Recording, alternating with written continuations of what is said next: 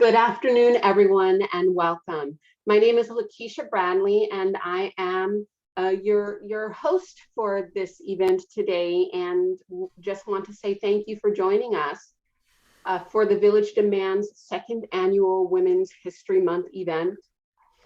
The Village Demands came together as a space and a place for our African American community within the California Community College system to come together after the devastating events of the summer of 2020 and the murder of George Floyd.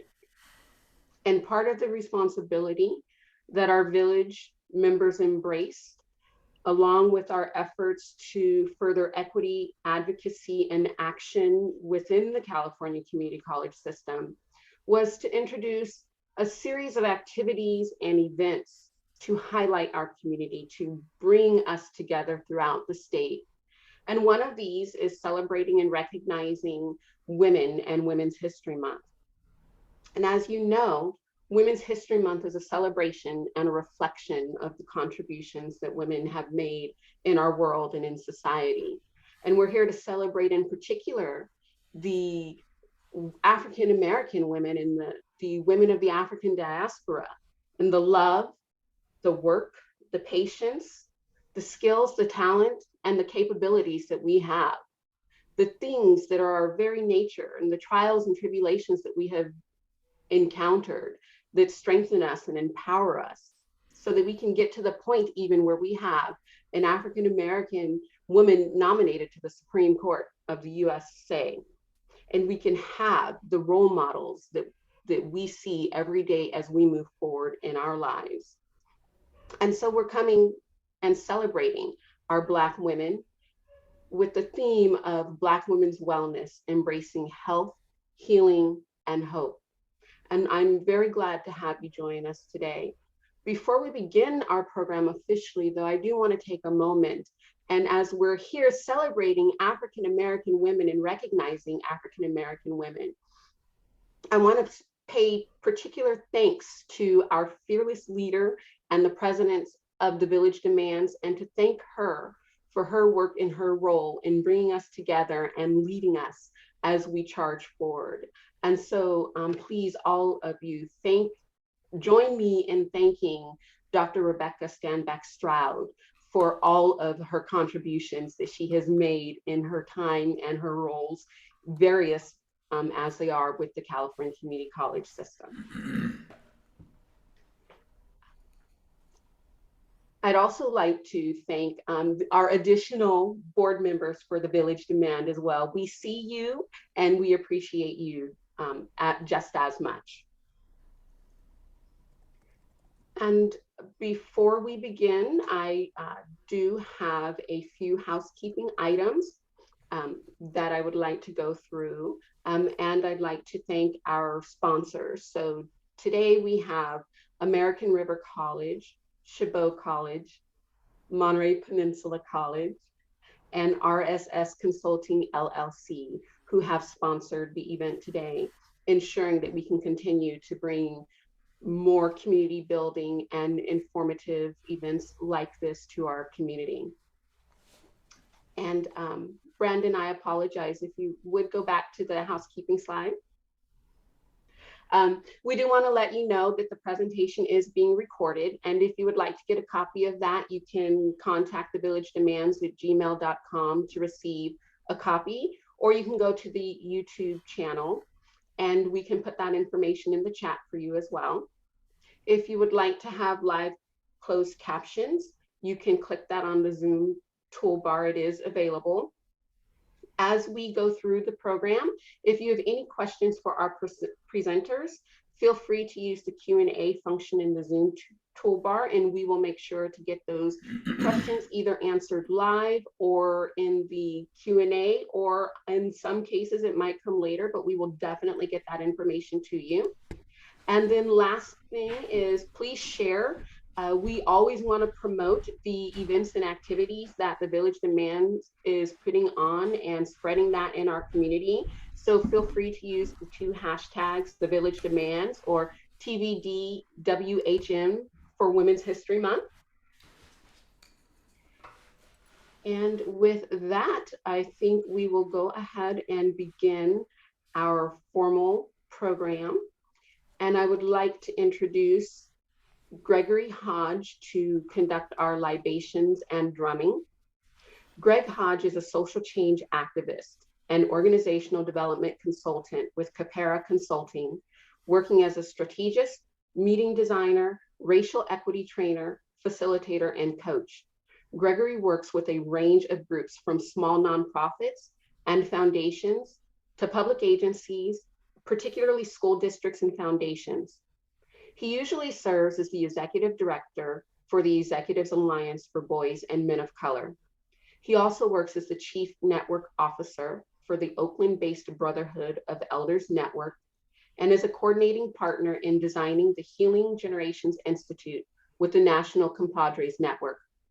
His clients include the Association of Black Foundation Executives, the California Endowment and Winthrop Rockefeller Foundation. And as a leader in his community, Gregory served 2 four-year terms as a member of the Oakland Unified School District Board of Education, beginning in January 2000, including a year as president of the board. Greg is a Fulbright Hays Fellow, a recipient of the Gerbaud Fellowship, and board chair of the Rockwood Leadership Institute. He is a proud father of 5, an active gardener, and he lives in Oakland, California. And please welcome George Hodge to open up the program with libations and drumming.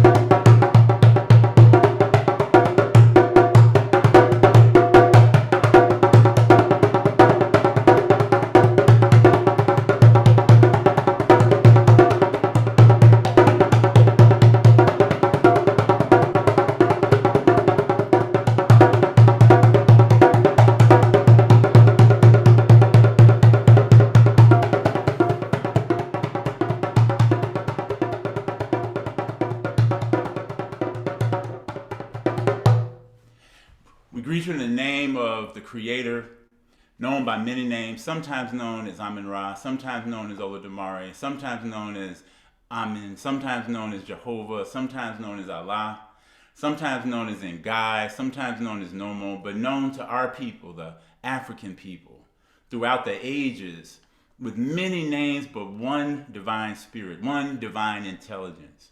We give thanks this morning for all of you being here as a manifestation of the Most High. One of our teachers, Dr. Wade Nobles, will teach us that, often to say that we are mostly spirit. We're humans having a spiritual experience. So I invite you this morning to bring your full self to this conversation, to bring your full self to this honoring of the role of Black women and embracing our health and our healing and our hope. I'm going to invite you now to just take a deep breath. Wherever you are, I'm going to ask you to stop multitasking. If you're checking the email, checking the text, trying to figure out what you're doing next, leave that all to the side for just a moment. And we're going to take 3 breaths together. The first breath is for our ancestors, for those people who came before us. So take a deep cleansing breath, hold that breath for a moment, and then exhale. So inhale and exhale. Now I want to invite you to take a breath for those of us who are on the planet right now, for all of the human beings that you're around, for all of your family, for everyone, your friends and colleagues that you're in your classroom or in your boardroom, wherever you might sit. Inhale and exhale. And one more breath for those children yet unborn. If we do our work well, our children will be having a different conversation than we're having now about the challenges in our community. Our children, 7 generations out, will pour a libation for us if we do our work well. So take a breath for those children who are yet to be born. Inhale and exhale. I want to invite you this morning as we stand on tradition to honor the land that you sit on. I sit here in Oakland, California on Mukwema Ohlone land, the Native American people who were here well before Europeans arrived, before our ancestors arrived for the most part. Although there was always a few black folks around. Dr. Van Sertima taught us during his tenure as an academic and as a researcher that Africans were in the Americas even before Columbus. So who knows whether the Ohlone interacted with some folks that looked like us. But for the Ohlone people, for the people on whose land we sit, or if you're in the Angelino area in Los Angeles, or if you're in Shawnee country in the Mississippi Delta where I grew up with the Choctaw and the Quapaw, or if you're in Florida with the Seminoles, or if you're up north with the Iroquois, wherever you are, just acknowledge that there were people on this land who had families, who had communities, who had economic life and social life and religious and ceremonial life. And for them, we start this libation using a bit of water as our thing we're going to pour into the earth to receive this life, to receive this blessing. And we say, Ashe, a word from the Yoruba language of West Africa, which means let whatever is happening have divine transformative energy, the energy to change things. And so we pour this libation and we say, Ashe. We pour this libation today for our Asian American brothers and sisters who came to this land, worked hard, and had their families interned in concentration camps during World War II, even while their sons were fighting in the Pacific Rim in the American forces at that time. And we say, Ashe. We pour this libation for our Mexican American brothers and sisters, folks from Central America, from South America, wherever our Spanish-speaking cousins might be from, those Afro-Latinos from Cuba and Puerto Rico. For those ancestors, we say Ashe. And we pour this libation today, even for our European brothers and sisters, the ones like John Brown and Elijah Lovejoy, who were abolitionists, who fought for the liberation of our community because they knew that their liberation was tied up with ours. And for them, we say Ashe. We pour this libation today in particular for the African descent folks, the African Americans, known sometimes as Negroes, Afro-Americans, colored, Afro-Saxons. We've gone by many names, but we've always been in this process of reconstruction, this process of reclamation of who we are. And so we pour this libation today, and we say it in the language that our Yoruba ancestors might say, Ila Orun Mojuba. Ila Orun Ina Iwo Orun Mojuba. Arewa Mojuba. Gusu Mojuba. Which says, come from the east, the west, the north, and the south, and celebrate this occasion with us today. And we say, Ashe. We pour this libation for the energies that represent making good choices, for Eshu, for Elegba, for Elegua. We pour this libation for making better choices in our lives, and we say Ashe. We pour this libation for all of the Egungun, for all of the ancestors, the people who lived before us, so that we might do 3 things. That we might remember, that we might reflect, and that we might renew ourselves. That we might remember who we really are. Our grandparents would say things like, it's not what they call you, it's what you answer to. We saw that play out beautifully with Sister Ketanji Brown Jackson. It wasn't what they tried to call her, it's what she answered to. She answered to her parents, her grandparents, her history, her culture. And for her, we say, for all those ancestors who taught us that, we say Ashe. We pour this libation today so that we might reflect on the lessons of previous generations, that we might not make the same mistakes in our schooling, that we might not make the same mistakes in our self-care as we move in this conversation to take care of ourselves better, to take care of our bodies better, to take care of our emotions and our minds better, to take care of our spirits better, from self-care to soul care. We say Ashe. We pour this libation today so we might renew ourselves, that we might renew our health, our wellness, that we might see our culture as our cure. That we know that our music, when we started this, if you came on early enough, you heard My Favorite Things by John Coltrane and McCoy Tyner on those keyboards. And that music, and any music that is authentically African, authentically Black, authentically part of the American African experience, is healing. Our movement, our dance is healing. Our meditation practice, our yoga practice is healing.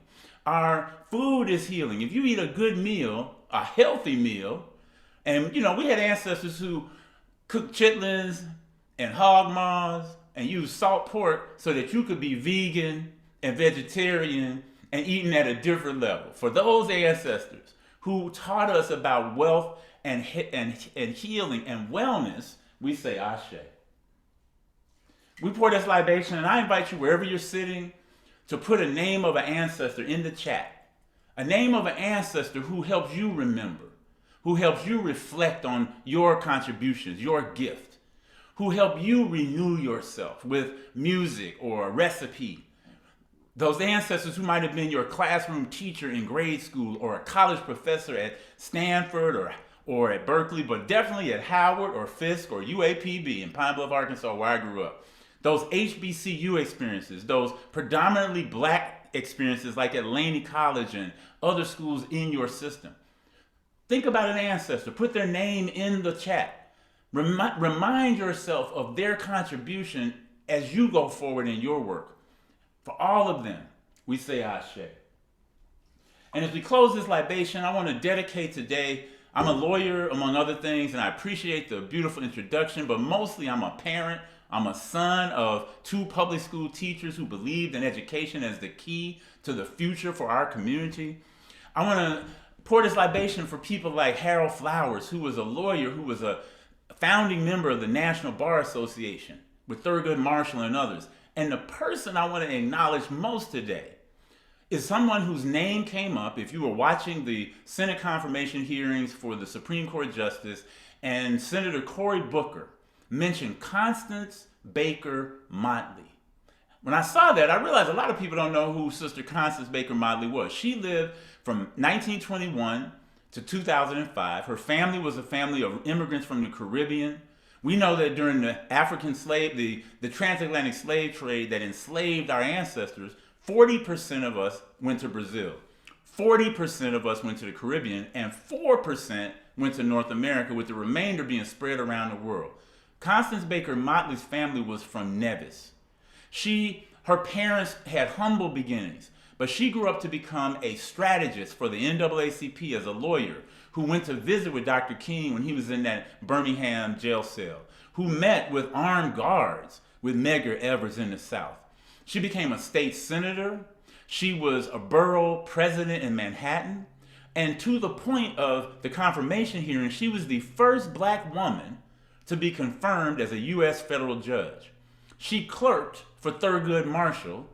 She was the first Black woman to argue a case at the United States Supreme Court. So when we see the elevation, and we will see her be confirmed, of Judge Brown Jackson, she's in the footsteps of Constance Baker Motley, who said, something which we think is impossible now is not impossible to another decade. So for Constance Baker Motley, for all of those folks who believed in health and healing and hope in our community, we pour this libation and we say it together 3 times, Ashe, Ashe, Ashe-o. May this be a blessed conversation. May your work with students and faculty all over this state, all over this nation, all over this world be energized by what we do today. I want to thank you for the invitation to be a part of this. And now I'm going to turn this back over to my sister, Lakeisha Bradley. Thank you very much. Really appreciate the drumming and the reflection that you shared with us. I want to go to a point that you mentioned where you talked about the roles that you have and how important and how valuable, particularly the one as a father is. And one of the things I want to do is mention another role that you're pursuing. And that is, as a candidate for mayor of the city of Oakland. And so I want to let the group know that, and we'll put in the chat a link to your website so that they can see what your vision is for Oakland and the commitment that you have. And again, thank you so very much for being with us here today and for helping us to reflect and to remember and to feel the presence of our ancestors with us as we move forward with the program today. And I'd like to also now introduce our keynote speaker, Dr. Valerie Yerger. Valerie Yerger is a professor in health policy at the University of California, San Francisco. She is also a licensed naturopathic doctor and a former health disparity scholar of the National Institutes of Health. For over 20 years, Dr. Yerger's research and advocacy work have focused on framing the disproportionate burden of tobacco among marginalized communities as a social injustice and informing public health policies to effectively reach and engage these communities. Her research of previously secret tobacco documents uncovered the tobacco industry's relationships with African American leadership groups, the accumulation of nicotine in tissues containing melanin, the disproportionate marketing of menthol cigarettes in inner city communities, and tobacco companies' in-house research on the use of menthol as an additive in cigarettes. Dr. Yerger is a founding member of the African American Tobacco Control Leadership Council, which spearheaded the national movement to ban the sale of menthol cigarettes and other flavored tobacco products. Dr. Yerger is the Northern California State Coordinator for the Far West region and is a member of the Berkeley Bay Area Alumni Chapter of Delta Sigma Theta Sorority Incorporated. She is also a member of the inaugural cohort of the Delta Pearl program. Dr. Yerger authorized our sorority's 2 resolutions on the tobacco industry's predatory marketing of menthol cigarettes and other flavored tobacco products. Please join me in welcoming Dr. Valerie Yerger. No, it's perfect. Thank you, Lakeisha. That was a wonderful bio. I never know what people are going to take out of the bios that I send, but it was very appropriate for today's talk. I want to also thank Greg for that wonderful opening of our libations. And we're here talking about wellness, and as a naturopathic doctor, I get that very well. And but it is an opportunity for us to reclaim ourselves, reclaim our families, reclaim our communities. It's a chance for us to renew, and we have to remember our ancestors and our intergenerational memories that we have at our within our bodies, within our minds, within our souls, and definitely within our emotions. So I'm going to jump in, and I know that we're going to have an opportunity to have a discussion and to provide me an opportunity to respond to any questions that you have. I generally stimulate a lot of questions, so I'm looking forward to the time we'll have after I talk.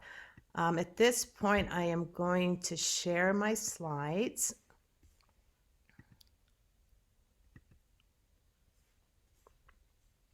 And I'm assuming that everyone can hear me okay and see the slides. So, I was raised in Berkeley. I was born and raised in Berkeley, California. Graduated from UC Berkeley, went up to Seattle to go to naturopathic medical school. Thought I was going to end up building a practice up there as a midwife, a home birth midwife. Ended up coming back home to California, where we weren't licensed at the time as naturopathic doctors, but I could practice as a midwife. And so I was on my road to helping as much as, as doing as much as I can as a naturopathic doctor. And then one day found myself a single mother of 4 children. So that pushed me out of the realm of having the luxury of building a practice. And so I ended up at UC San Francisco, primarily interested in having a job with a monthly paycheck so I can take care of my kids, and also to have insurance for a child who wasn't doing very well, and I needed to have coverage for her. So I ended up on a project looking at tobacco industry documents, and that was in the late 90s. And I saw things in those documents that made me give up my dream of being a naturopathic doctor and really trying to get the word out about the #1 killer of African Americans, which is tobacco. And so I'm not going to talk a heck of a lot about tobacco, but I am here in my role as a project director for the Loop, which is my project at UC San Francisco. It's funded by the California Department of Public Health's tobacco control program, but it's really part of my journey. And so by the time I get finished with my talk, I think you'll see that I probably have come full circle. So let me just jump into it.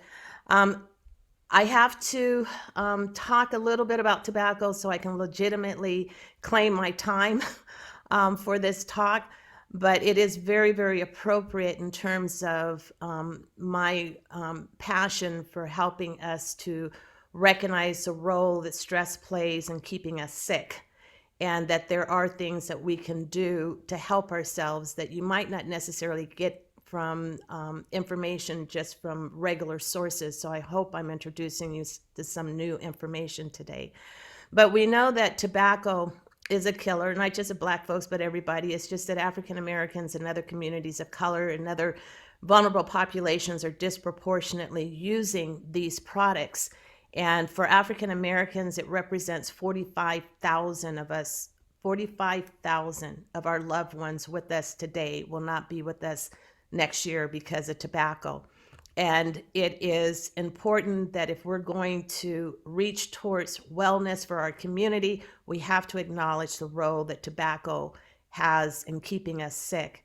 And then for us, it's not just the use of tobacco, but it's the targeting of these products in our communities that make us as sick as we are. We don't smoke because we're Black. We smoke because we are targeted disproportionately by the tobacco industry.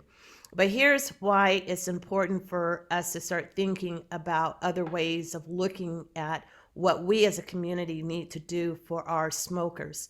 I have here a slide that says the end game 2035. Unless you've heard me speak before, or you've heard one of my colleagues, Kara Magruder, is out speaking a lot about this issue.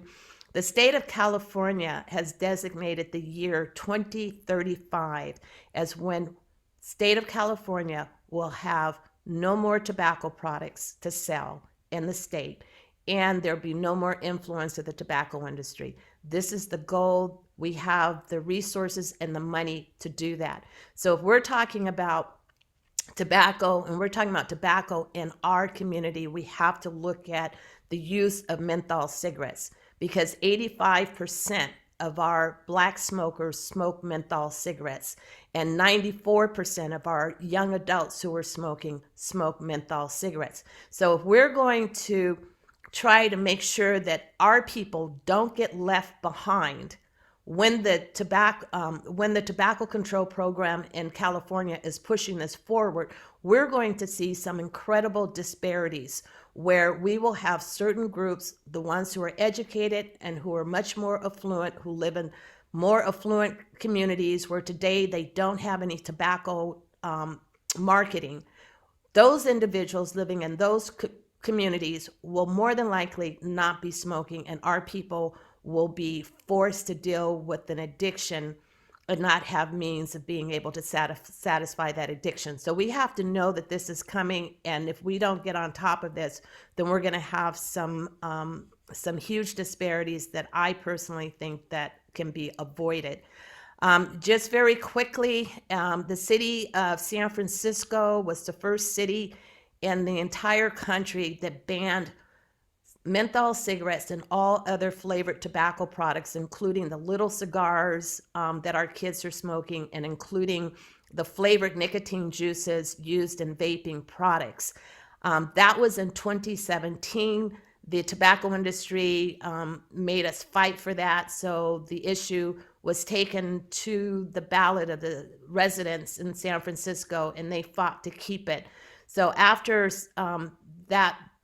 after the residents of San Francisco voted to keep it, following San Francisco in 2018, there have been 85 other jurisdictions in the state of California that now have a comprehensive ban on menthol cigarettes and other flavored tobacco products. So I want you to see we're moving in that direction where we're getting ready to get rid of these products. In 2020, we were dealing with SB 793. This is Senate Bill 793. It was passed, and I have Black folks here to show who was behind and supported this effort, including the Larry Reed, who was our city council member, who was a huge champion for helping Oakland to ban these products in Oakland. But I want you to understand, because as we are dealing with this issue, the tobacco industry will fight, and they fight us using people who look like us, people that we know, influential leaders who are being paid to confuse our community and to not disclose their conflict of interest, that they're taking money. So I want you to understand that Black folks are behind these policies, and I do have a picture of Governor Newsom, who signed this, as I said, in November. In August of 2020 is when he signed it, and then this is now going to be on the ballot for November 8th of 2022. So this is because the tobacco industry interfered, and now it's on the ballot for the California voters to make the decision. So all of this is just to set up my talk, which is that we have a demand for tobacco that needs to be addressed. I have been very adamant about making sure that our smokers have cessation programs that are relevant to them, that are tailored to their needs. But I just think that we need to go deeper than just providing cessation. We need to go to what drives us to smoke, and hence the role of stress. So let's talk about stress. I have, I think, about 30 minutes to go through some of the reasons why this is a huge issue. And it's obviously not an issue just for smokers. It's an issue for all of us. What I'm showing here is a research that showed how people reported their stress levels. In 2018, which is shown on the chart with the blue bars, and it's broken up by age groups, you see that there was moderate stress, especially among our younger individuals. But because of COVID and the stresses related to that, we were not only isolated, many of us isolated and living alone, others of us dealing with the loss of loved ones because of COVID. And we know that African Americans disproportionately died from COVID, not only because of any underlying chronic diseases that we have, but because we were in the forefront. We were the workers, and we didn't have some of the luxuries of being able to work remotely from home. So we had greater exposure, and as a result, we had greater deaths. But the point of this slide is to show that as a result of COVID, our stress levels across all age groups has increased tremendously. So stress overload is our new pandemic. And so I want to show to you why it is that we need to recognize that we may or may not quite understand how stress is having a direct impact on us. The other thing that I like to make clear to others and why it's important for us to be aware of our stress levels is because when we are under stress, we are affecting others. So we talk about, I'm a mother of 4. Greg talked about his love of being a parent. All of us have some sort of relationships, and our state of being has a direct impact on others. So when it's negative, it affects them negatively. And I want to put a push out there. When it is positive, when we're in a place of joy, it has a positive effect on others as well. Some stressors are pretty obvious, but there are a lot of other stressors that we don't see and recognize. And I will make a distinction here of talking about stressors versus stress, because stressors are the things that are outside of us that cause us to have stress. So stress is how it is that our body responds to a stressor. So as we are thinking about stressors, and we start becoming aware of what our stressors are, we can make some sort of distinction between what is a real stressor and what is one that we perceive as a stressor. And many of us are in constant states of worrying. Are we worrying because we kind of need to, because there's an issue that requires that we address it? Or is it something, as Greg told us to do? He says, if you're, while he was doing his libations, if you are on your phone right now, if you're looking to see what you're going to do, put the phone down, put your calendar down. There are times when we don't need to just deal with other issues or other situations, because that, believe it or not, creates a place of stress for us. If we can't be in the moment, if we can't be present, we are actually secreting cortisol. So cortisol, I'll talk a little bit about that, is our primary stress hormone. But I just want to acknowledge that there are many stressors that are real, that we don't necessarily have any control over. For example, the structural institutionalized racism, which we know from research now is the primary reason why we as Black women have higher infant mortality rates. It's why we have higher mortality rates following labor and delivery, because the role that stress plays in our ability to respond to just what should be normal. It should be normal to be able to have a baby. We've been doing it forever and ever and ever, but we're living in times that cause us to not be optimal. And we are in situations that unfortunately result in negative outcomes. And of course, many of our chronic diseases are due entirely, almost 85 to 90%, due to the presence of cortisol in our bodies. So I want to present to you that it is the brain that controls our response to a stressor. And this is where it gets kind of exciting for me. This diagram is just to show, because one of the things that I said earlier is how important it is to recognize if the stressor that you are responding to is real or if it's just a perception or not. That is because a stressor cannot cause you any harm unless it's real and you start to perceive it, or you start to perceive it as real. So once your body starts to perceive a stressful situation, it sets up a range of reactions that result in it being perceived through the brain, causing the pituitary to release precursors for stress hormones, which are released by what are called the adrenal glands, which sit on top of the kidneys. And this cortisol, which gets secreted, is what is the danger for us.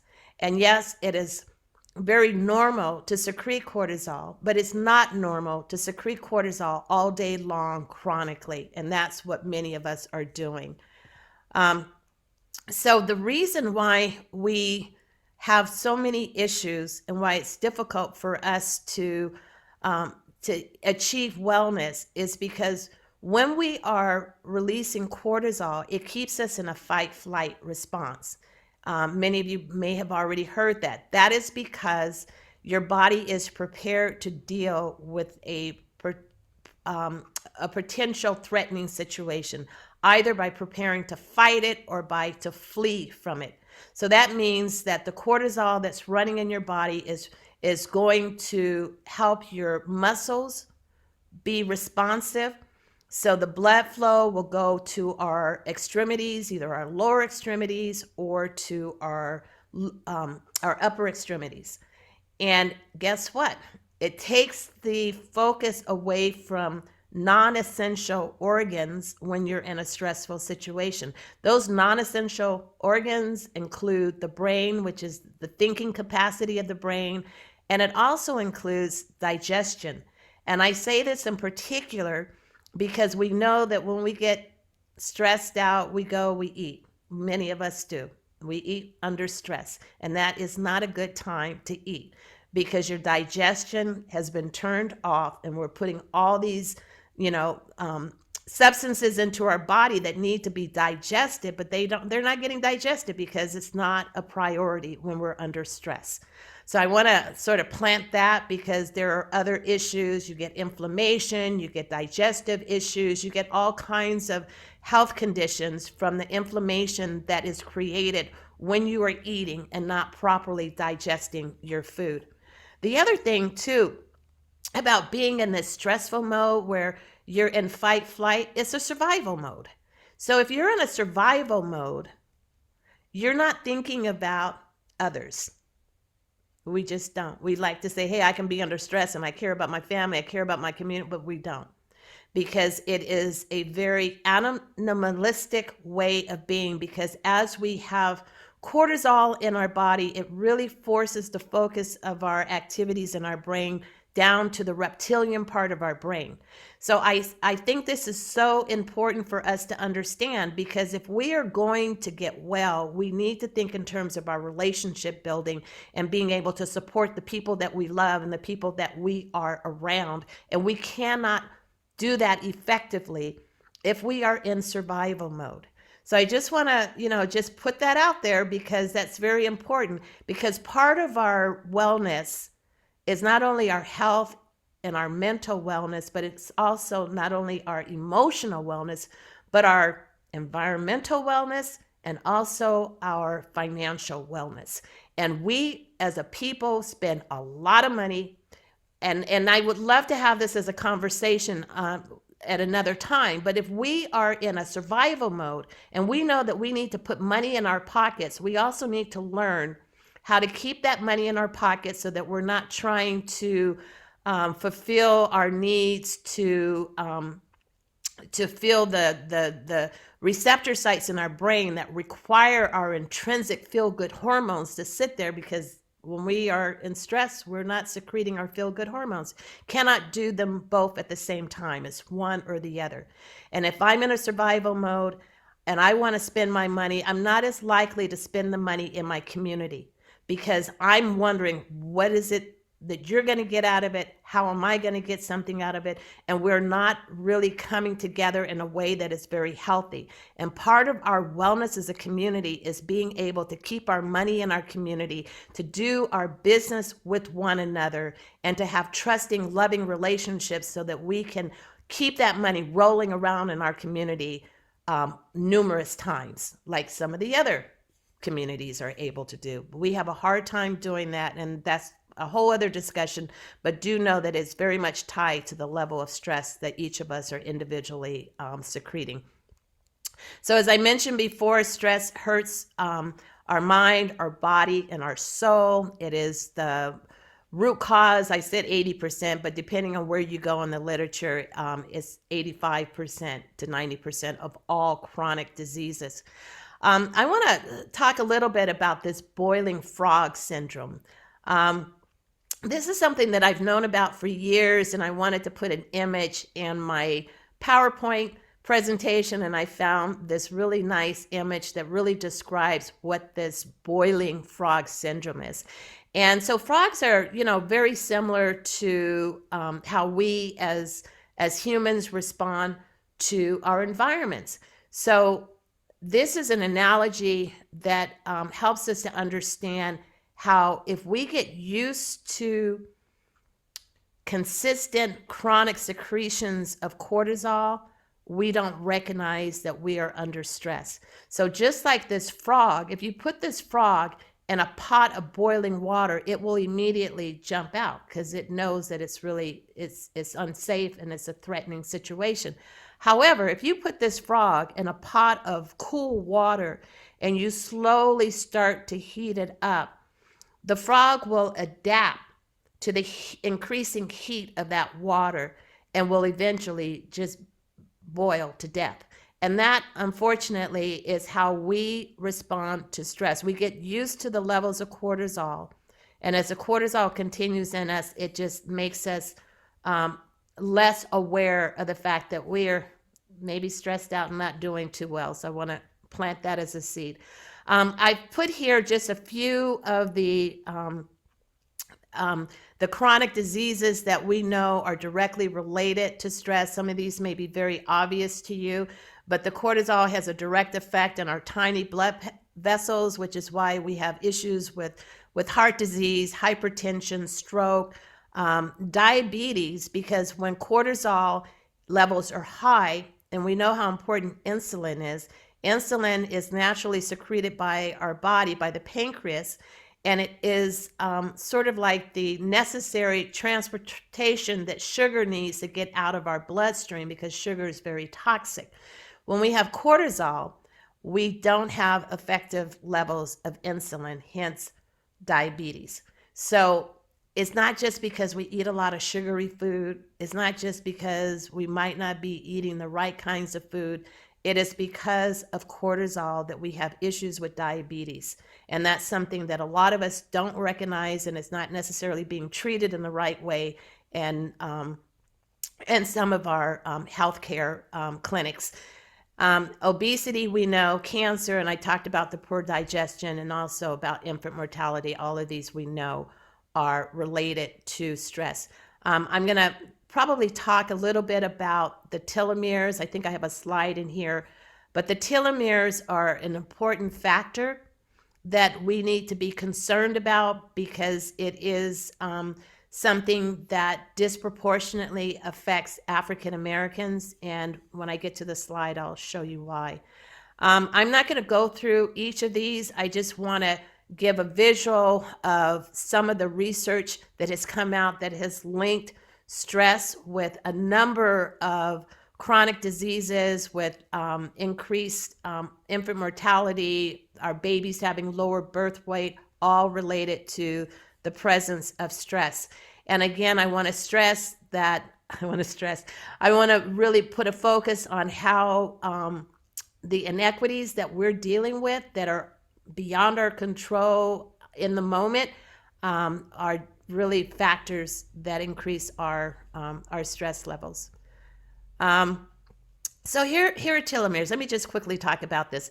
The telomeres are the caps of the ends of chromosomes. And we know that these telomeres are very sensitive to racial differences. And it's like, why is it that African American women, when compared to white women, and all things being equal, including income, where they live, and how much education they have, why is it that when you measure the telomeres, they shorten quicker in African American women? And it is because of cortisol. And this is actually research that is not that old, but it's something, if you haven't heard about telomeres, I can promise you, you're going to start thinking about telomeres. And the telomere shortening is actually a normal phenomenon. It's just how quickly they shorten in African American women. And now we know in African American men, and that research is much more recent, is because of cortisol. So just as a visual for how the telomeres can do damage, if you think of the caps, the little plastic caps of shoelaces, think of that as being like the telomeres on your chromosomes. And you know what happens when the plastic tips start to unravel and how that makes your shoelaces basically not as functional? It's the same thing with telomeres. When they start to unravel, it starts to release the DNA material in our chromosomes. So Hey, there we go. So you might be asking, how do I cope with stress? These are just a few of the ways. I lost control of my slides here for a second. But smoking, as we know, is why I think that it's important for us to deal with the role that stress plays in driving our behaviors. We may eat. Also, gambling is a way that a lot of us cope. And also, people don't really understand that we get addicted to the adrenaline and some of the other hormones that we're secreting when we're fighting. So here's the deal. I mentioned briefly the receptor sites in our brain. We are created as organisms that are meant to perpetuate the species. So if I'm in love, if I'm attracted to you, I'm much more likely to keep the species going. So that's how we're set up. We are loving. We are designed physiologically, biochemically to be loving. But that's not, because stress interferes, a whole lot of things interfere with that. But the point is, we have receptor sites in our brain that are geared towards receiving the feel-good hormones that we intrinsically secrete. That includes dopamine, oxytocin, serotonin, and I'm sure there are a lot more that we haven't yet discovered. But when we're not secreting those feel-good hormones, we start to look for ways to fill those receptor sites. So the nicotine in smoking, for example, sits on the same receptor sites. So these other addictive behaviors that we do are really geared towards filling in those receptor sites. But there are always consequences, right, to anything that we do to get relief externally. And that's what these behaviors are meant to display. So there are a number of tools that are out there to help us to deal with the stress, because when the cortisol is floating around, then we don't secrete our feel-good hormones. So they don't go together. We're doing one or the other. So there has been a lot of attempt to help us deal with our stress. We've known how important it is to get the cortisol levels down. I don't want you to do anything with this slide, but just get a sense of how crazy it is if you start looking at potential options for dealing with stress. And I'm going to tell you that when you categorize all of those things, they fall into health education, cognitive behavioral therapy, lifestyle changes. But I can tell you that these things don't work when we're stressed out, especially when we have stress overload. We might think that just sitting and talking about it and understanding why it is that we're stressed out, doing breathing exercises and visualization, yoga, in the moment, they might give us a little bit of relief, but they do not have any action on the cortisol level.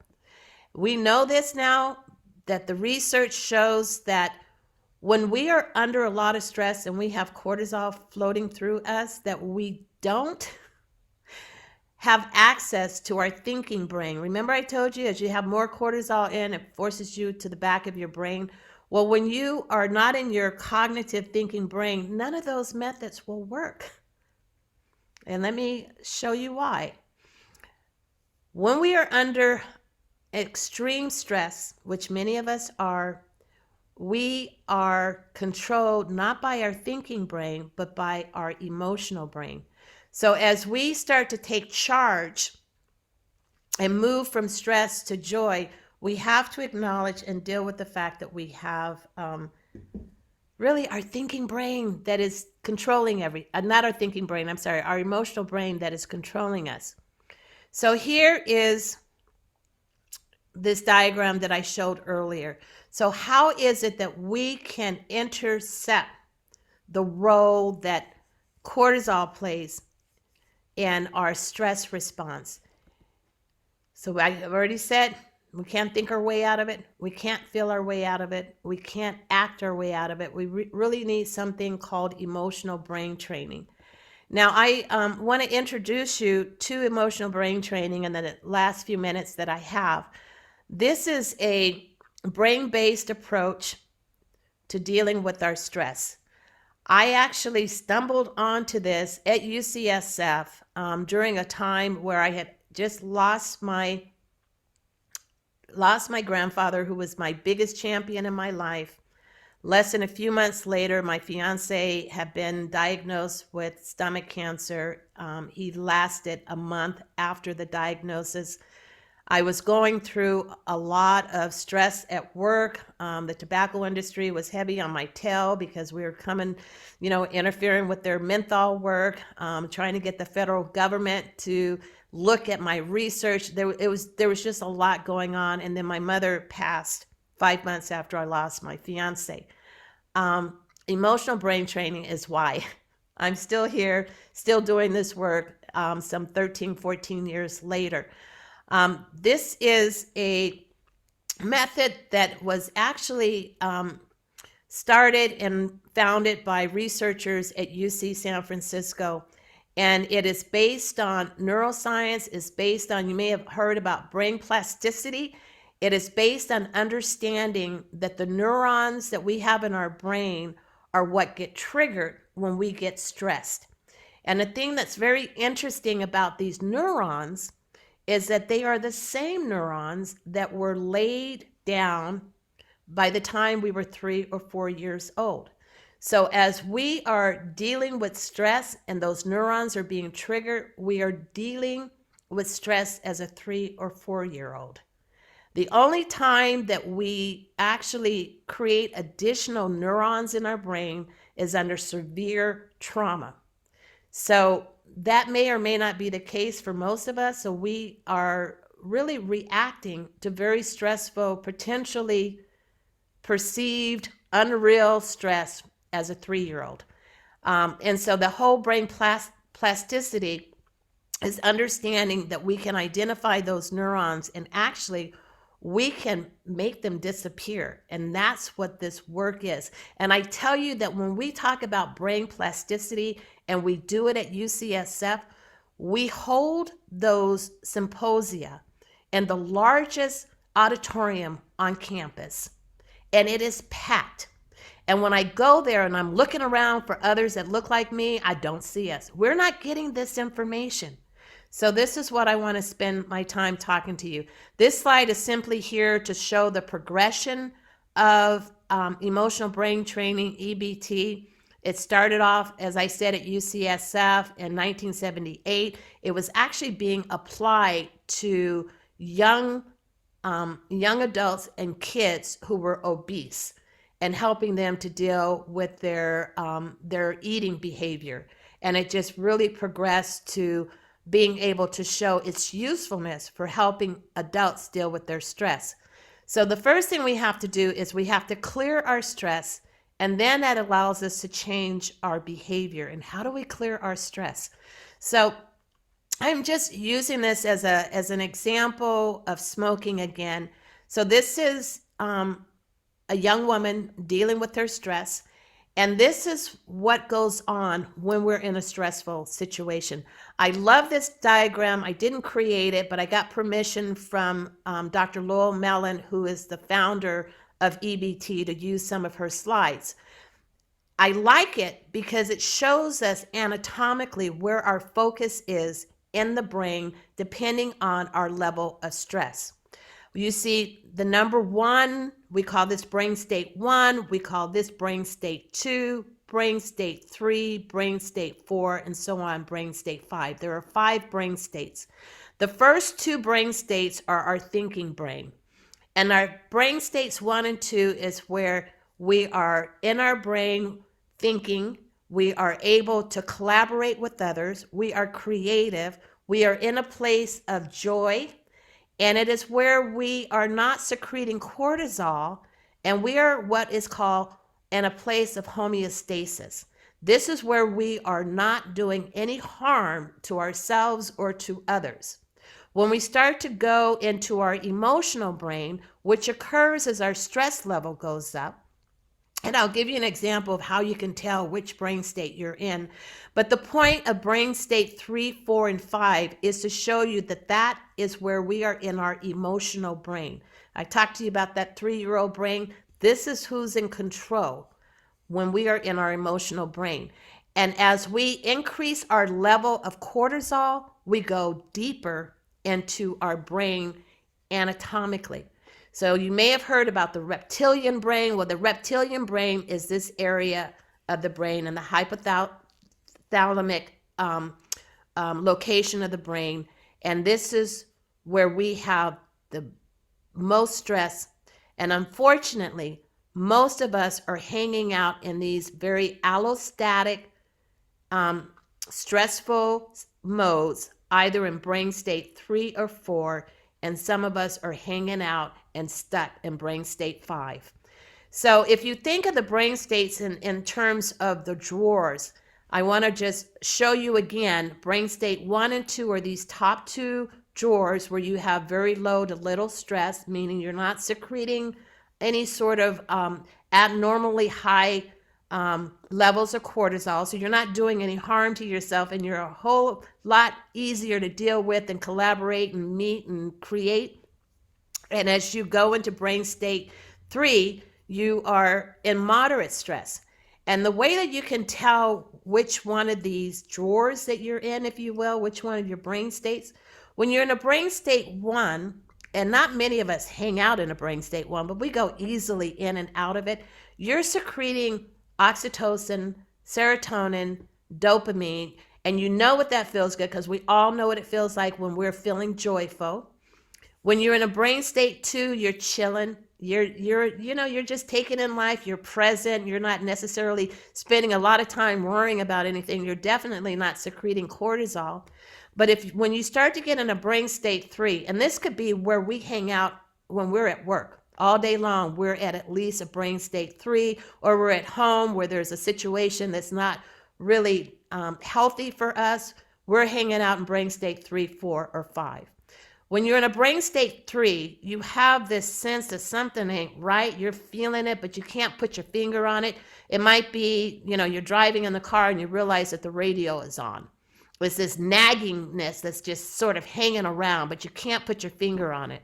You're still secreting cortisol because your body is aware that there may be a threat.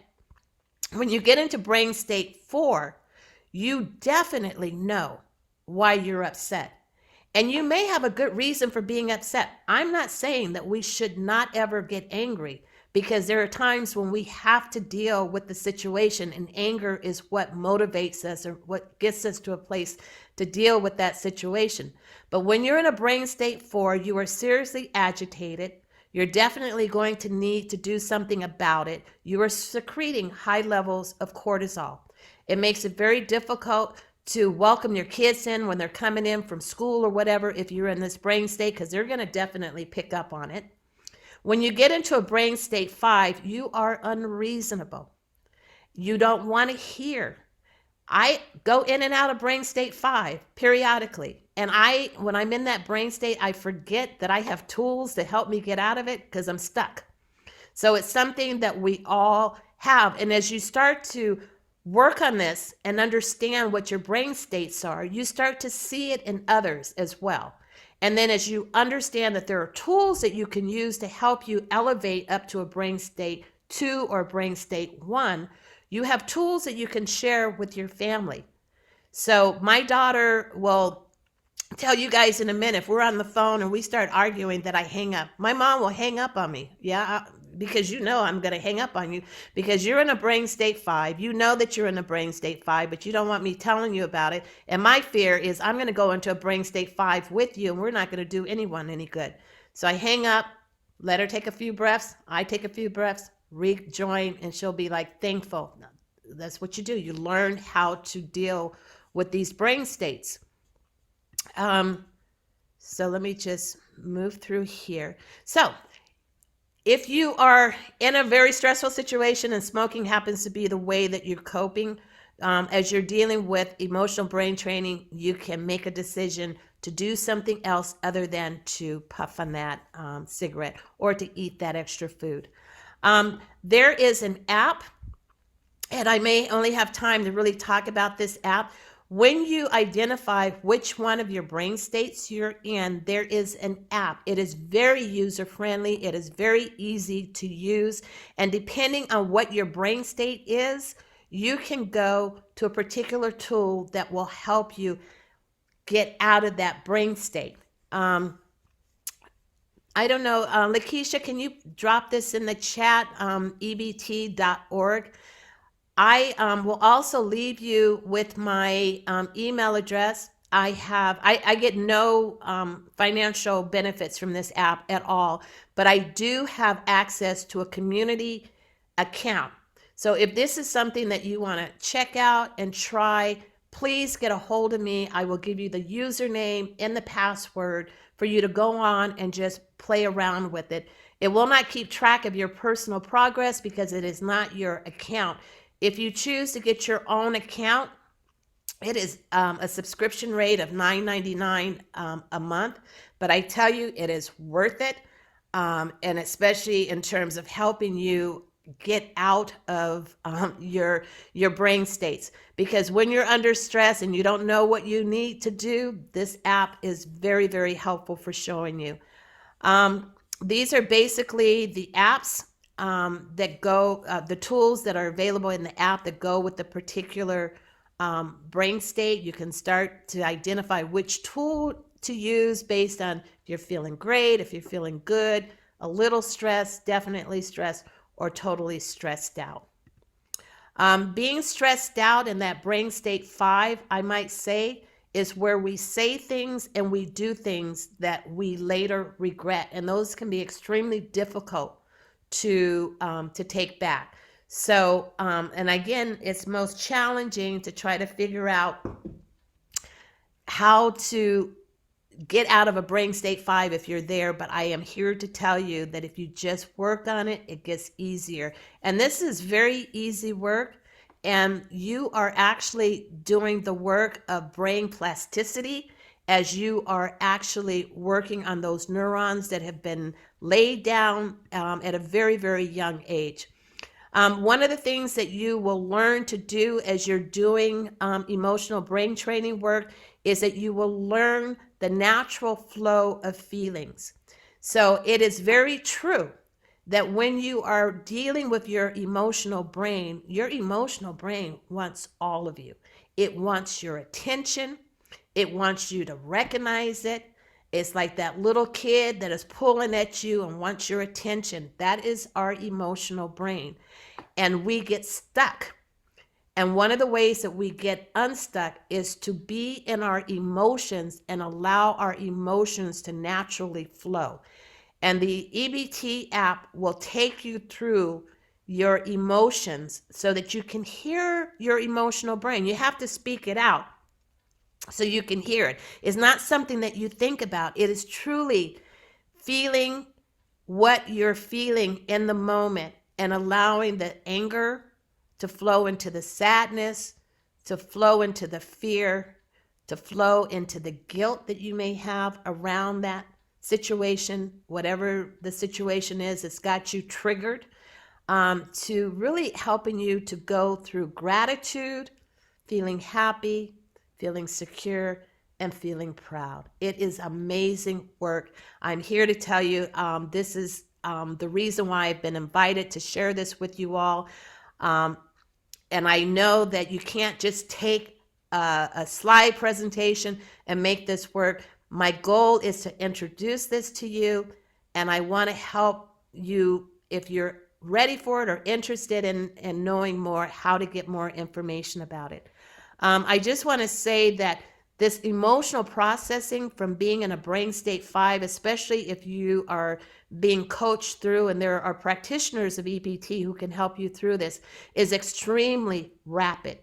And when I say rapid, you can go from a place of being hopeless to wanting to do something that is devastating to you or a loved one, to being in a space of feeling so much joy and so much positive emotions that you don't revisit those same neurons when you are working directly on those neurons.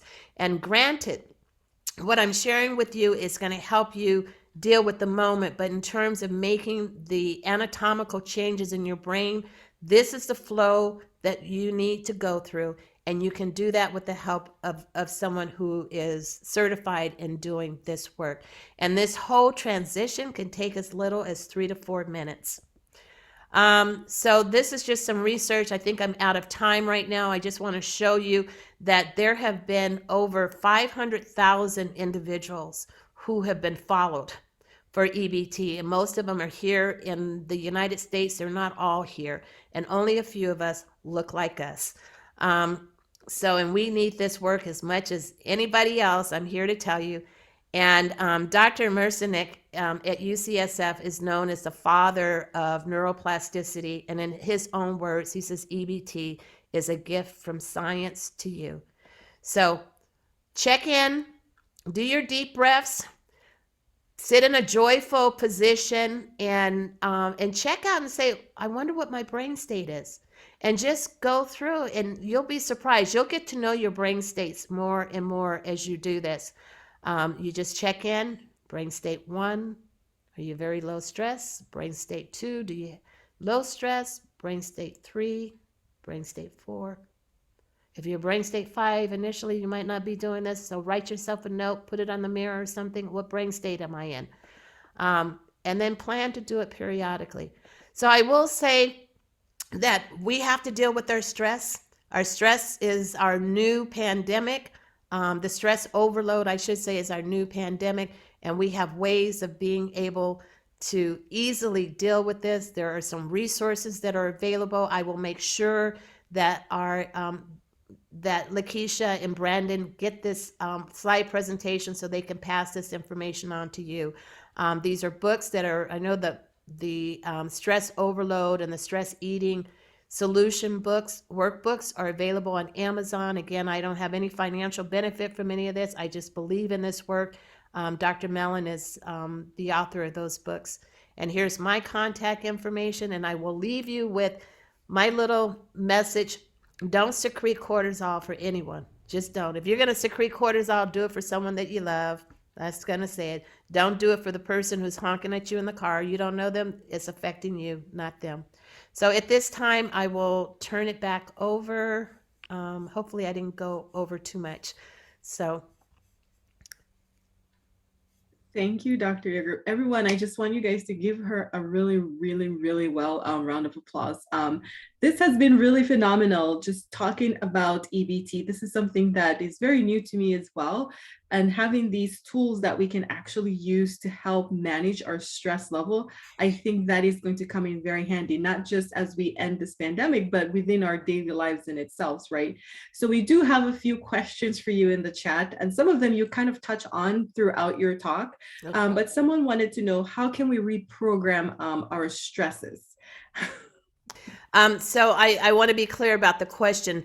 How do we reprogram how it is that we respond to stressors? I'm assuming is the question. So yeah, that's the whole point of doing emotional brain training. Your response to a stressor is tied directly to a neuron, or even to a bunch of neurons, depending on the stressor. There could be several different neurons.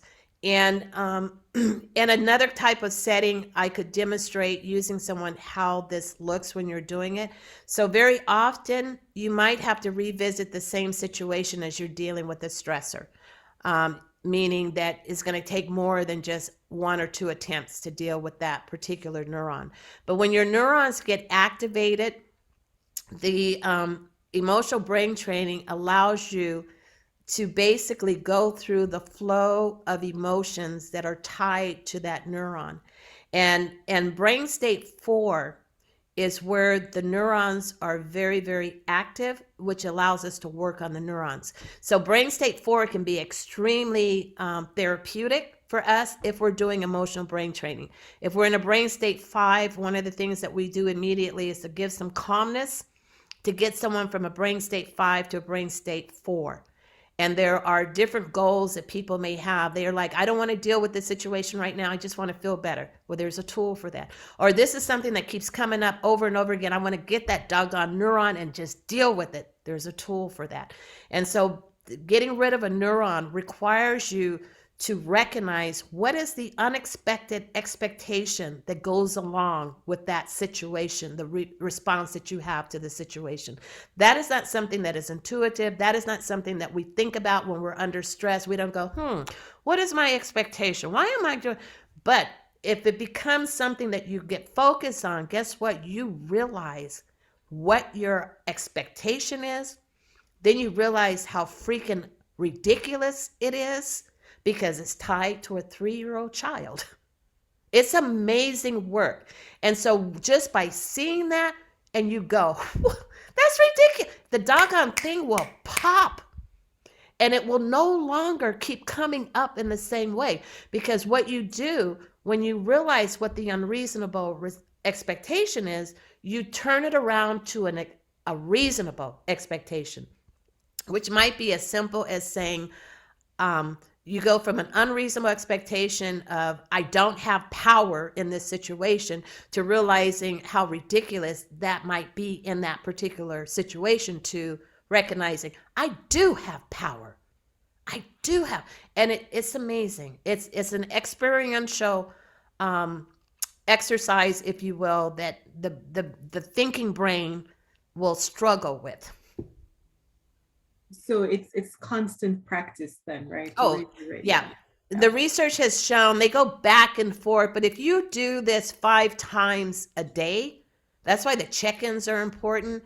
Just doing your check-ins, it gets you in the habit of doing it. So I no longer rely on the app because it's so automatic for me, but I use it all day long. Thank you. So we do have more questions. keep sending the questions. So is there a test to determine high levels of cortisol and the impact on one's digestive system? So that would require a comprehensive visit, I would say, with a naturopathic doctor. There aren't a heck of a lot of allopathic doctors who do the work. They're doing the cortisol testing, and you can do it either blood levels or saliva tests. There's definitely ways for you to look at your cortisol level, and you would need to do it over a course of a day or two, depending on what exactly you're looking for. I would say to you to just go ahead and make that assumption and save your money for the testing. And if you want to identify which foods in particular are causing you problems, that's a whole other strategy. But just know that when you are not digesting your food, it forces your body to deal with large molecules that are not made smaller by the digestive enzymes that you naturally secrete. And so when you have these larger molecules, they got to work their way out of the digestive system, and they eventually do. They end up in the bloodstream, and your body will recognize those large molecules as an alien substance. And what do we do at that point? We create antibodies. So all of that, it could be extremely expensive to do that. I would say yes, you can do that. I would seek the help of a naturopathic doctor who can help you identify that. But go ahead and make the assumption that if you're under a lot of stress and you're not digesting your food, you probably have some health-related issues. Thank you. I hope that answers your question out there. So another question that someone wanted to know is to elaborate a little bit on, you touch on telomeres and how that disproportionately affect African Americans. How does that correlate with the cortisol level, or does it even correlate with the cortisol level? Yeah, that's an excellent question.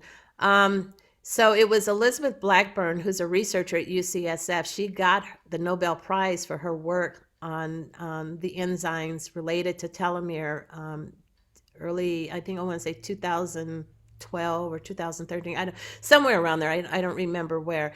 But yes, it is directly related to the levels of cortisol. Yes. Interesting.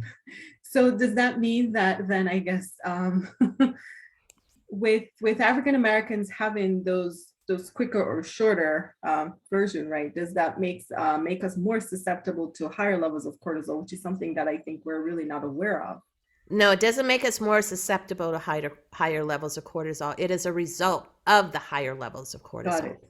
That makes sense. And the resulting cortisol levels are due to most of us dealing with the micro aggressive behavior in the workplace, out in the environment, anywhere outside our home, even within our home.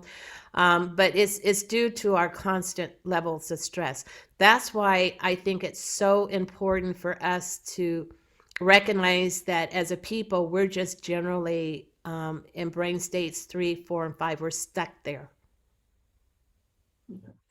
And there's one more question. Keep bringing the questions in. So we have a lot of faculty on here, and so they also wanted to know, how can they incorporate the EBT in some of their teaching when they're dealing with students, especially when they're taking exams, or even just going through life in itself with this high stressors? How can they, as a faculty, narrow it down so that they can understand and start doing that practice as well?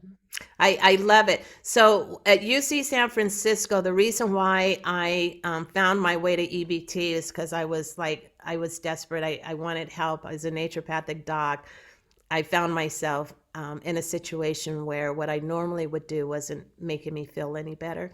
So I think, if I may talk about God here, I think I was just led to this by God. Because it was so helpful. And I ended up with a group of faculty members who, even today, we still have a connection. So we're talking 10, 12 years. And we did it for our own self-preservation, but also so that we could bring it into the classroom to teach our students, so that we could teach our patients, so that when we went into the classroom, we didn't take our stress with us. When we went into the patient room, we didn't take our stress with us. And it's to recognize the fact that chronic diseases are just way out of control, and there hasn't been enough emphasis on the fact that we are chronically ill because of high stress levels. So this was really, really innovative. So I would say you need to have a champion who's willing to take on this work. And you may need to start small and just build. I started to incorporate the EBT and stress work in my tobacco work because I really want us to focus on the drivers of smoking, like what are the inequities that we need to deal with. And if you're going to look at inequities, you got to look at the fact that those of us who are under inequitable situations are secreting a lot of stress.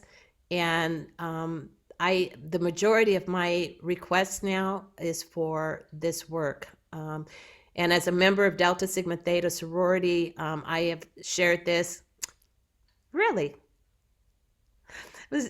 I've shared this with my sorors, and so one chapter after another has been asking me to come and talk. So we start small. And we don't exclude our kids, and there's some serious alignment that's happening. Our ancestors are really busy right now to make us whole, and they're bringing us together in ways that they've never done before. We're not working in silos as much as we used to. We're finding that we're all incredibly connected and doing some amazing work, and not all of us are suffering, and not all of us are succumbing to the inequities. We know that they're not right. We know that there's a lot of social injustices, but we are resilient like heck, and we're connecting. So there's some serious alignment going on, and I think this is probably going to be a huge connector. Thank you. There is one more question. So folks are still bringing your questions, which is great. Can you tell us a little more about the ban on flavored tobacco products and why methanol wasn't included in this ban? Why menthol was not yes. Sorry. Yeah, why menthol was not included in the ban. So, it started at the federal level when the FDA, well, President Obama actually signed legislation that excluded menthol as one of the flavors when the FDA had its legislation the Family Smoking Prevention and Tobacco Control Act that was signed by President Obama in 2009. It was excluded as one of the flavored additives because of work that was going on behind the scene between some white tobacco control advocates and the tobacco industry. So because menthol disproportionately affects African Americans, we were not at the table. We were never invited to the table. We didn't even know there was a table and that there were seats. So this decision came. So in 2008, I was actually the one that noticed it in the legislation and called attention to this issue. And it's taken us all this time. So in 2013, the city of Chicago decided that they weren't going to wait on the federal government to take action. So Chicago became the first jurisdiction to start to ban menthol cigarettes, and it has been increasing ever since. Menthol is very, very important to the tobacco industry. British American Tobacco bought Newport in 2017 for $53 billion. I want people to understand that menthol is extremely important, and that means that the industry will do whatever it can do to fight us against our efforts. And we have, and I'm going to call him out because we've been calling him out, Reverend Al Sharpton is the biggest. He's taken money from the tobacco industry. He's using his organization called National Action Network to infuse tobacco industry supportive messaging. And their biggest argument against tobacco, specifically menthol cigarette bans, is that menthol cigarette bans will increase the criminalization of Black men, meaning that if we ban these products, there will be increased interaction between Black men and police, and if that happens, then they're likely to die. That's what Sharpton is saying. That's what the rest of them, and they have absolutely no evidence of that. As I mentioned to you before, there's been over 80 cities in California, 135 cities across the country that banned menthol cigarettes. There has not been an increase of any of this. The research is going on. We've got some research coming out to support it since people require evidence of it. It is all tobacco industry rhetoric. When you hear that somebody is saying that these bans will increase the criminalization, I just ask you to ask them to disclose if they have any sort of relationship with the tobacco industry, because they never, ever disclose any conflict of interest. Thank you.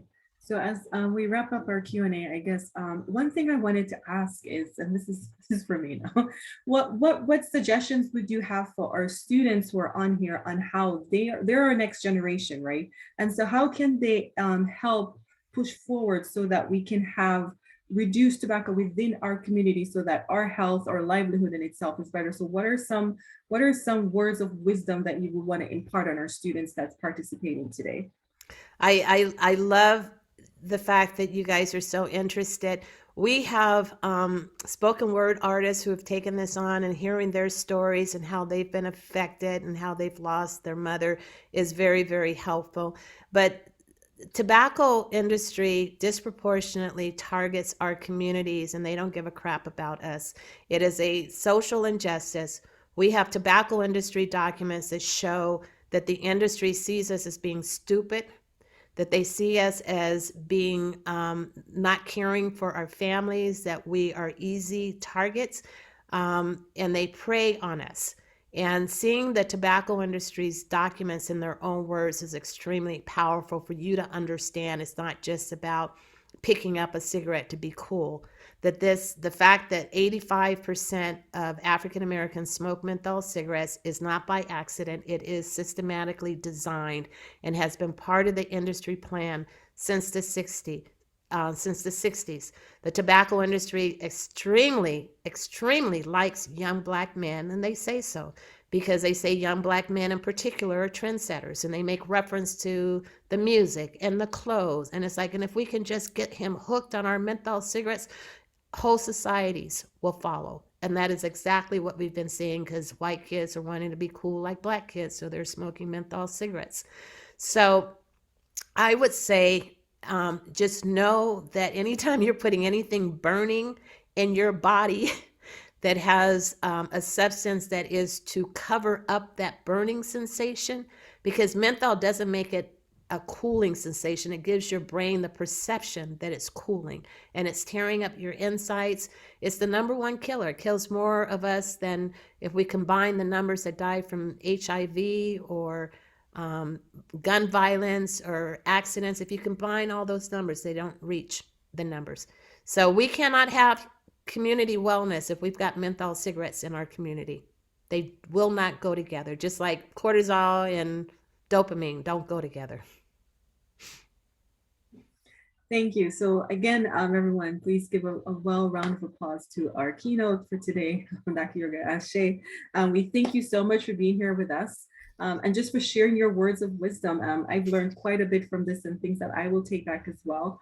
And so I hope everyone here, and again, her contact information, Brandon can share that with you all.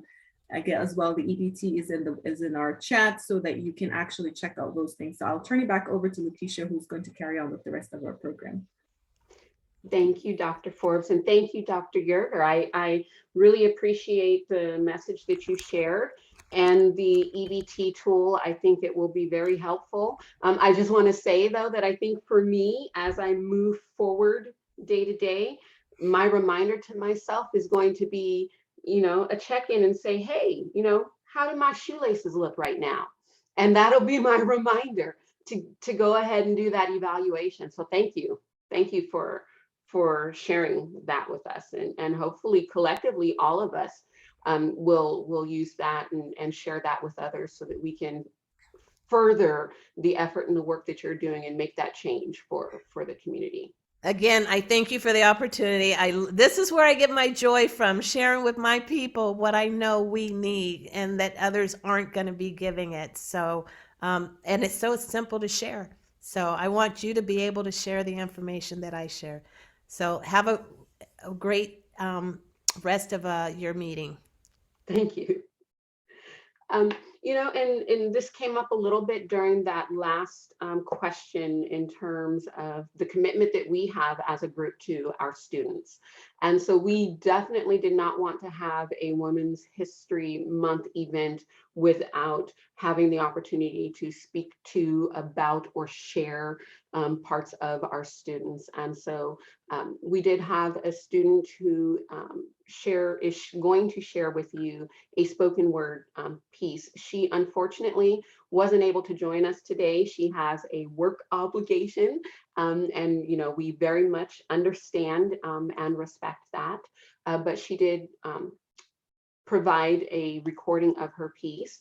I would still want to introduce her. Her name is Alexis Williams, and she is an 18-year-old theater student at Monterey Peninsula College.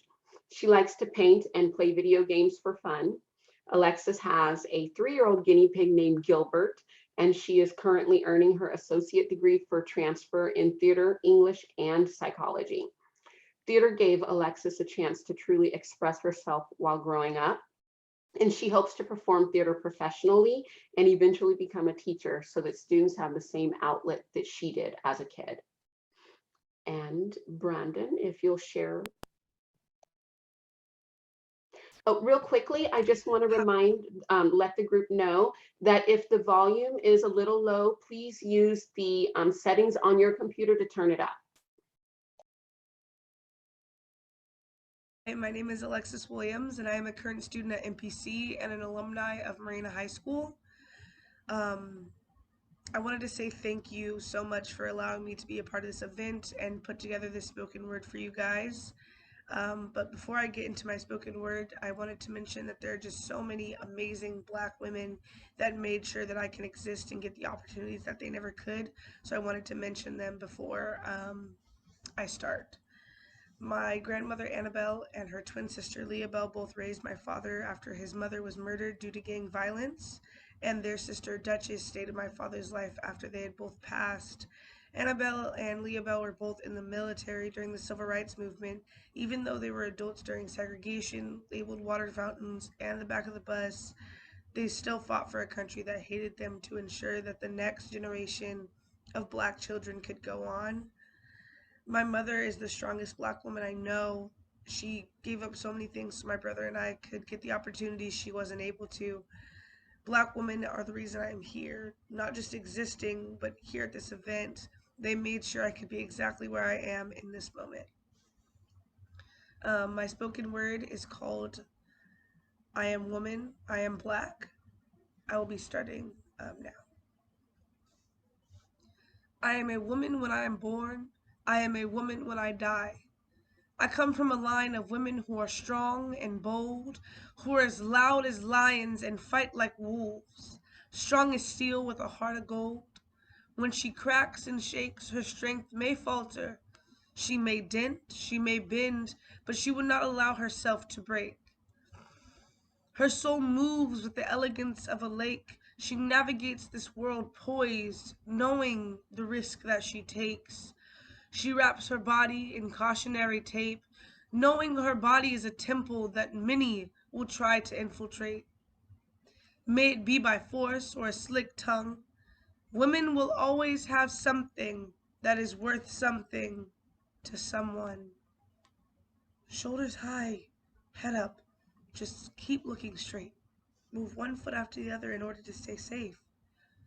A woman says to me as she passes me on the street. Someone is in the background telling me I would look prettier with a smile, but she is all I can hear. My name is not one known to her, but we share a feeling that words cannot express.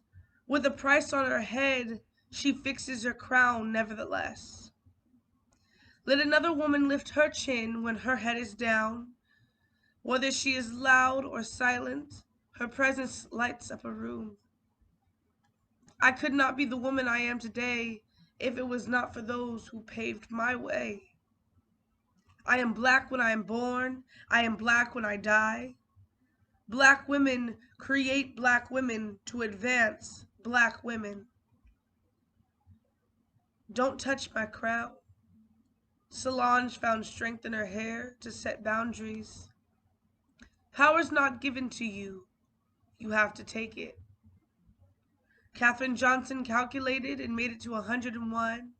Rosa gave her own permission, knowing what must be done does away with fear.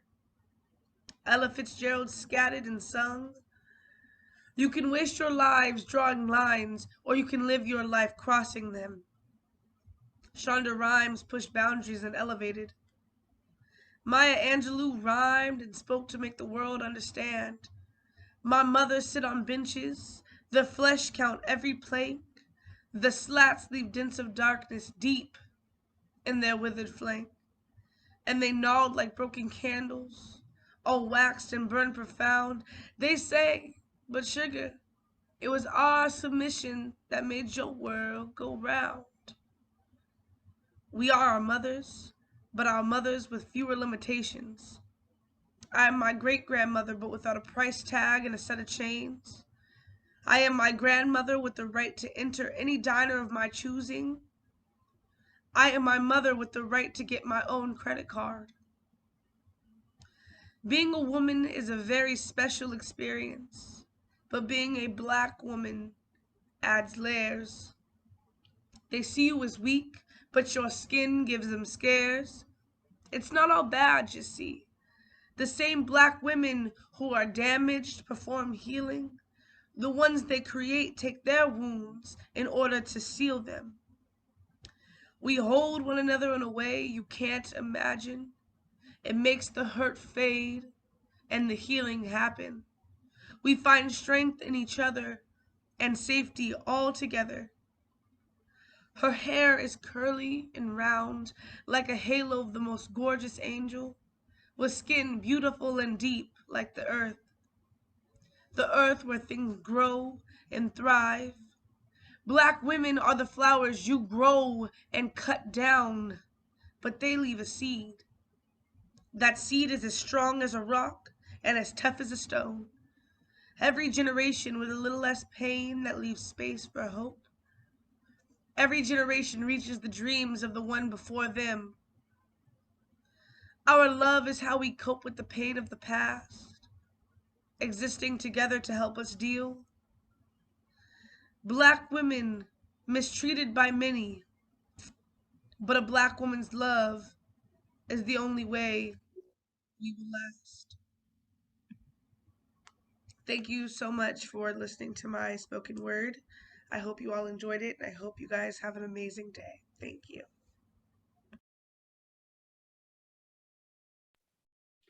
And even though she is not here with us, thanks to you, Alexis. Really appreciated what she shared, and it definitely struck me. This brings us to the close, so to speak, of our program. Before we transition, though, to closing remarks, I would like to introduce Dr. Stacy Thompson to come share. Hi, hello everyone, and thank you for participating in our workshop today. I know that many of you, as I have been completely blown away by all that was presented today. Not only the presentation, amazing presentation of data about who we are, how we've been sort of quote unquote dealt with in the past by, and still continue to be quote unquote dealt with in terms of our health, our mental health, which was one of the reasons why we were motivated to have this conversation today, because Black mental health is not something that is commonly discussed. And we felt that it needed to have a voice today as we celebrate Black and Women's History Month. I am the president of Western Region Council on Black American Affairs, which is an affiliate of National Council on Black American Affairs. And I'm here today to welcome you and thank you for participating, but also to just let you know that our organization, the Western Region Council on Black American Affairs, is committed to the improvement of educational opportunities for Black American students and professional development opportunities for Black American faculty, staff, and administrators. And we have, we're one of 4 regions, the Western region is. And in our region, we also have chapters. And we have 5 active chapters, one in Portland, one in Oregon, and we actually have 3 in California. Our chapter, the PA, the Peralta Association, was a founding chapter, and the BEA, the Black Education Association from Cibolo Las Positas, is also in California. And today, this presentation was brought to you by the Village Demands, which is also a chapter of the Western Region Council on Black American Affairs, our newest chapter. And so it is with great pride that I present to you Dr. Slodum, who's going to talk to you about the Village Demands. Hey, good afternoon, everyone. Thank you so much for the opportunity to speak after such a powerful event. My name is BJ Snowden. I serve as the VP of Organizational Vitality for the Village Demands chapter here in California, and would like to highlight the organization for just a moment and say that our strength is really led by our membership. And I would like to invite you to consider joining the Village Demands and being a part of creating opportunities like this in spaces like this for us to not only gain important insight and information, but to strengthen and grow our community.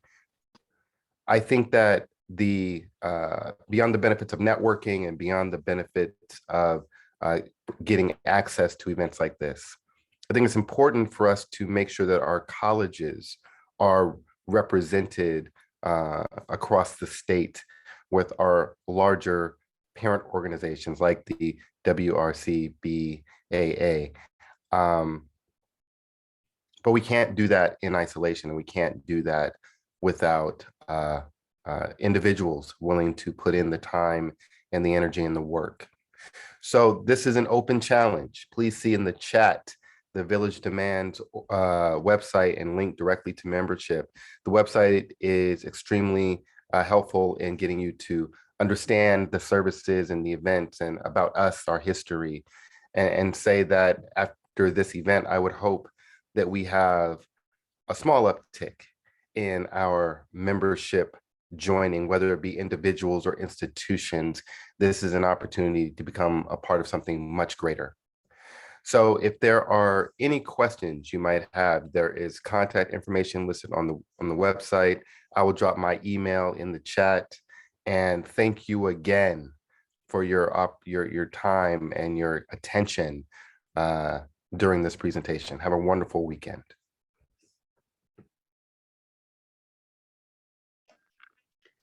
Thank you, Dr. Thompson and Dr. Snowden. And at this time, we would just like to have Gregory Hodge close us out with some additional drumming. Thank you so much, everyone, for joining us today. We really, truly have appreciated having you here as we communed together on looking at Black community health in general and Black women and our experiences and our roles and our time together. Really appreciate it, and really looking forward to continuing the collaboration, the partnership, and the togetherness with you. Thank you.